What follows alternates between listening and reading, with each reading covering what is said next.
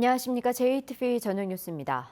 다음 달 16일부터 김제역에서도 호남선 KTX를 탈 수 있고 주말에는 전라선 KTX가 4차례 증편됩니다. 국토교통부는 KTX 혁신역 신설을 추진하지 않는 대신 호남선 김제역에 매일 상행과 하행 2차례씩 모두 4차례에 걸친 정차를 승인했다고 밝혔습니다. 이와 함께 다음 달 20일부터는 금요일과 토요일, 일요일의 주말 노선에 전라선 KTX가 하루 4차례씩 증편됩니다.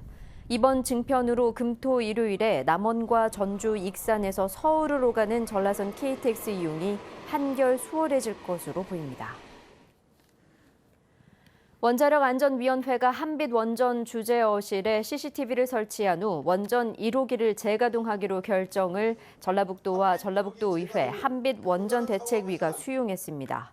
따라서 지난해 8월 이후 가동이 중단됐던 한빛 원전 1호기는 빠르면 이달 안에 가동이 재개될 것으로 보입니다. 전라북도와 도의회 한빛 원전대책특별위원회는 원자력안전위원회가 기술적 검토 끝에 내린 결정을 무조건 반대하기는 어렵다면서 다만 재가동 이후 또 다른 사고가 발생할 경우 1호기 가동을 영구 정지해야 한다고 주장했습니다.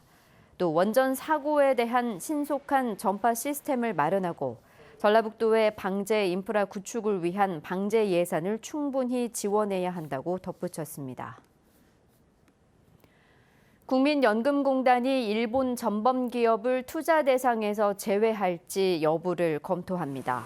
김성주 국민연금공단 이사장은 책임 투자 가이드라인을 새로 만드는 과정인데 일본 전범 기업을 투자 기업 목록에서 제외할지 여부를 다시 들여다보고 있다고 말했습니다.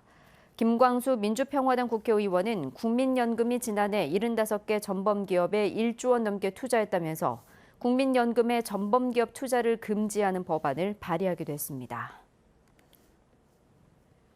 전라북도 교육청이 친일 작곡가가 만든 25개 학교의 교가 가운데 올해 안에 10개 학교의 교가를 새로 만듭니다. 대상 학교는 초등학교 3곳, 중학교 3곳, 고등학교 4곳으로 10월까지 새로운 교가를 선보입니다. 전북교육청은 나머지 15개 학교 교가도 내년에 교가를 교체한다는 계획입니다. 전북 민주사회를 위한 변호사 모임과 노동인권 실현을 위한 노무사 모임은 오늘 성명서를 내고 민주노총 조합원들을 경찰에 고발한 고용노동부 전주지청은 노조 혐오를 중단하라고 촉구했습니다.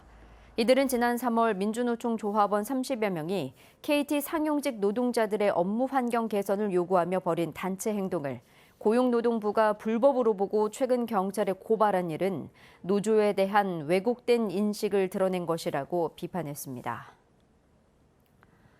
오늘 오전 7시 25분쯤 완주군 삼례읍의 한 사거리에서 1톤 화물차가 승용차와 추돌해 신발 가게로 돌진하는 사고가 났습니다.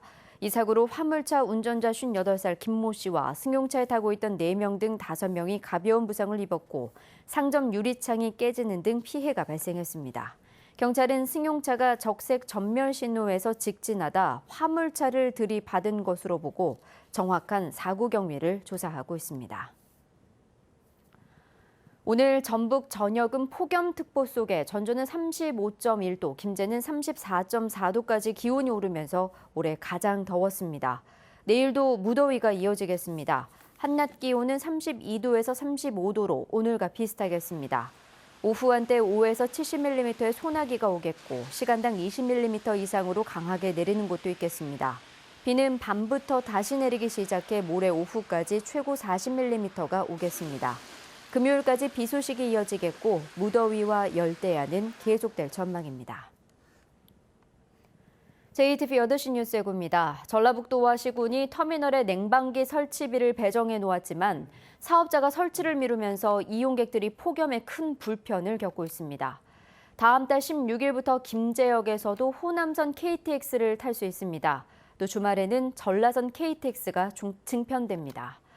원자력안전위원회가 원자로 제어실에 CCTV를 설치하는 조건으로 재가동을 허용해 가동이 중단됐던 한빛원전 1호기가 빠르면 이달 안에 재가동될 전망입니다.